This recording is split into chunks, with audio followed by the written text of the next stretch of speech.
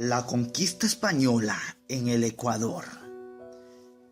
Pizarro partió de Panamá a finales de 1531, en la expedición que acabaría en la derrota del Imperio Inca y la consecuente dominación española de sus antiguos territorios, incluyendo los que corresponden al actual Ecuador. Inició la campaña con menos de 200 hombres, mientras que su compañero, Almagro, permaneció en Panamá reuniendo más tropas. Luego de su llegada, Pizarro se vio obligado a permanecer varios meses en las costas ecuatorianas y del norte de Perú, construyendo una base de operaciones y recolectando joyas y oro para financiar los refuerzos. Por otro lado, Atahualpa le había ganado la guerra a su hermano Huáscar, y cuando se dirigía al Cusco para considerar su dominio, llegó a la plaza central de Cajamarca y, en lugar de encontrarse con el conquistador, encontró a Vicente de Valverde esperándole. Inmediatamente después de que el emperador inca se negó a aceptar al Dios católico y a la corona española, soldados y mercenarios españoles emboscados asesinaron a los soldados incas y tomaron prisionero a Atahualpa, quien meses después fue ejecutado. A mediados del año 1534, los españoles ya habían tomado la ciudad de Quito y derrotado a los ejércitos incas, que estaban debilitados por la anterior guerra civil y además sin líderes. El imperio inca colapsó rápidamente, aunque las selvas orientales y las costeras de Esmeraldas permanecieron sin ser conquistadas hasta finales del siglo XVII. La conquista del Ecuador por parte de los españoles no podría ser catalogada menos que de brutal. El saqueo, el pillaje y la tortura fueron las armas principales que utilizaron los conquistadores. Aunque los incas fueron derrotados, a los españoles les tomó casi 2 décadas el poder establecer un sistema estándar de colonización. Luego de apagar algunos focos de rebelión, las diferencias entre Almagro y Pizarro, que habían estado latentes desde la implantación de su sociedad, finalmente explotaron. Almagro inició abiertamente rebeliones contra Pizarro por las que fue juzgado y ejecutado como traidor. Sus seguidores, posteriormente, asesinaron a Pizarro. Luego de varios cambios de poder más, España controló a los conquistadores restantes y Ecuador inició un periodo de más de 2 siglos y medio de relativa y pacífica égida colonial. Época colonial.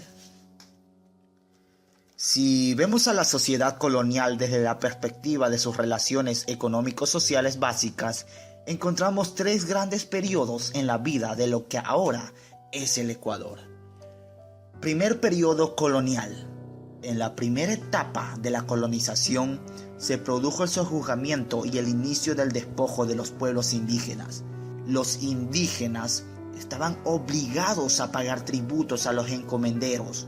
Además, en pago del beneficio de la cristianización, los indígenas quedaban obligados a prestar servicios, pero no pasó mucho y se emitieron leyes nuevas que centralizaban el manejo político y económico de las colonias en manos de la corona y establecían ciertos mecanismos de protección de los indígenas contra el abuso de los encomenderos.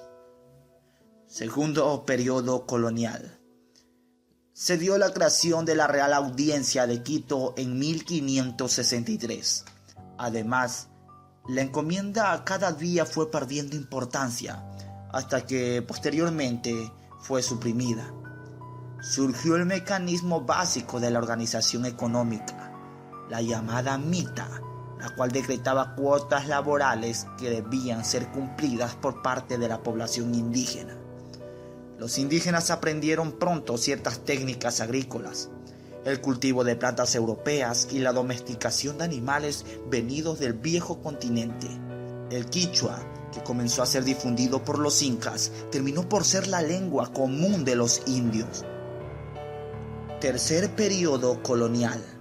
Sequías, pestes, desastres naturales, pero a su vez crecimiento económico de Guayaquil.